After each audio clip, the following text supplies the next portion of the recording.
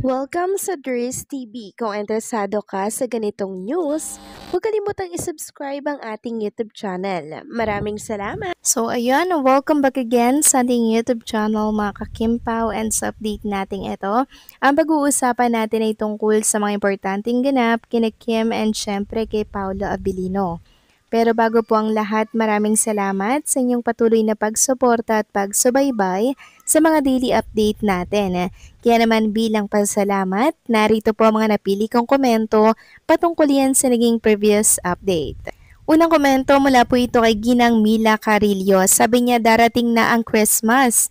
Sana'y maging masaya lang tayo sa pang-araw-araw kasama ang Kim Pao na masaya lang tayo, ang mga paayuda. Sapat na makita natin ang Kim Pao na sila ang nagbigay saya sa ating walang stress. Maganda ang vlog ni Ma'am Dear at wanag ang balita tungkol sa Kim Pao. Alalahanin naman ang inyong future sa buhay. Love always, Kim Pao. God bless. Ingatan kayo ng Panginoon. Yes po, Ginang Mila Carillo. Malapit na po ang Christmas, kaya sana ay good vibes lang tayo. Iwas tayo sa stress, iwas tayo sa problema. Kasi alam nyo yung problema na yan, yung stress na yan, yan po yung madaling makatanda, 'di ba? Dapat happy lang po tayo. Since si Kim and Paolo Abilino naman po, 'di ba? Nakikita natin na masaya sila together. Kaya dapat tayo mga fans, ganun din po. Happy lang dapat, no? Nang sa ganun, ma-attract yung mga positivity, di ba? Ganyan po lagi yung ating gawin sa pang-araw-araw nating buhay. Basta yung mga negativity na yan, iwasan po natin yan, okay?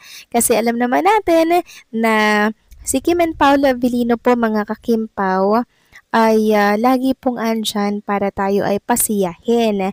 So, wala din yun kung tayo ay ina-attract ang mga negativity, di ba? Kaya dapat happy lang.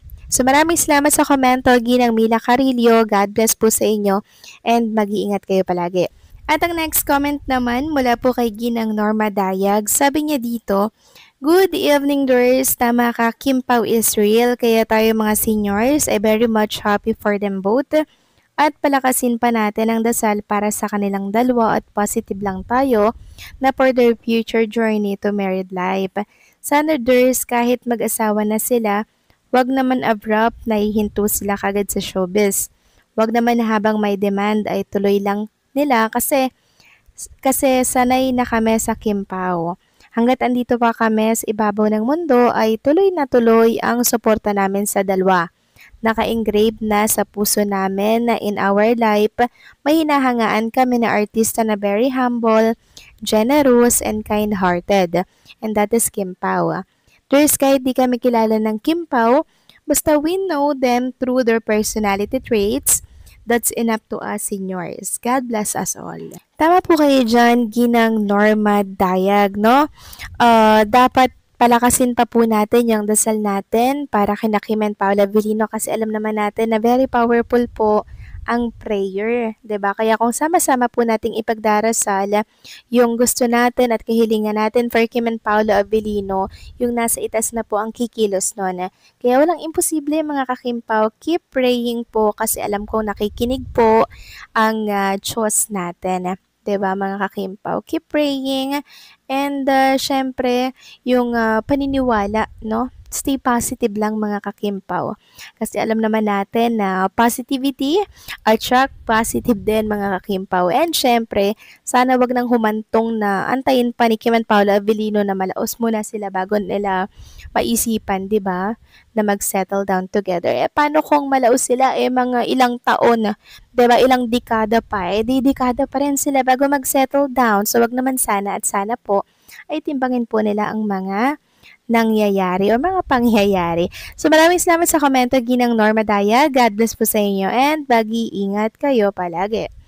So ayun na nga, pag-usapan na natin mga kakimpo o mga topic na nakahalap natin sa araw na to ng Webes. At unahin na nga nating pag-usapan ang tungkol dito sa picture ni Trinita Princess para po yan sa hair pics. So kahapon sa previous update natin, 'di ba, nakatalikod po si Kim Chu. Tapos Makikita doon yung long hair niya, color red, di ba? Ngayon, ito ipapakita ko po sa inyo. Nakaharap na po siya dyan mga kakimpaw. Ibig sabihin, talagang confirm na siya nga po ay nagbalik na dito po sa Hairpix. Salamat po sa Hairpix sa patuloy po na pagtitiwala kay Chinita Princess at sa muli pong pagkuha sa kanya bilang isang brand ambassador ng inyong product. At alam nyo ba mga kakimpaw, since nireveal nga po na si Kim Chu ang bagong brand ambassador ng Hairpix, grabe trending po ito sa X. So, pang top 11 trending in the Philippines na merong 15.5k na post, itong hashtag #KimChuHairPix comeback. Grabe naman yan. Nakakatuwa naman talagang tunay ito mga Kimpaw Nation natin.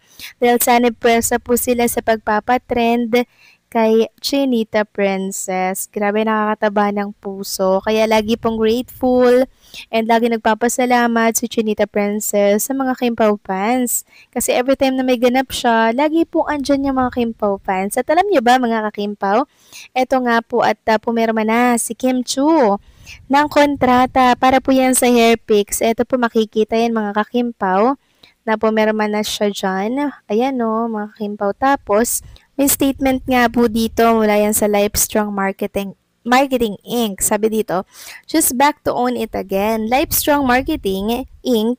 is proud to announce the renewal of our partnership with Kim Chu, who has been the ambassador of Hairpix from 2020 to 2023. Throughout her journey with Hairpix, Kim has perfectly embodied the brand values, confidence, authenticity, and beauty that empowers her charm, influence, and genuine connection with Filipinos have made her a true reflection of the Hairpix promise that every day is a good hair day when you own your style. The recent contract signing with our CEO, Mr. Lance Lee, and COO, Mrs. Margaret Lee, is a testament to our commitment to building lasting partnerships and continuously growing Hairpix as a trusted hair care brand for every Filipino. As we move forward, we are excited to create more milestones together with Kim Chu, inspiring everyone to feel confident, beautiful, and unstoppable. Because with Hairpix, yan, Hairpix got you. Hairpix PH. Available ito sa Watson, mga kakimpaw, and syempre sa iba't ibang mga store. Wow, congratulations Chinita Princess dahil pumirma na pala siya ng kontrata or nag-renew na po siya ng kontrata. Imagine, from 2020 to 2023, siya ay ambassador ng Hairpix. Tapos 2025, eto't nag-renew ng kontrata si Chinita Princess. Congratulations, Kim Chu! So, paano mga kakimpaw, hanggang dito na lamang po ang update natin. Maraming salamat po sa patuloy na pagsuporta.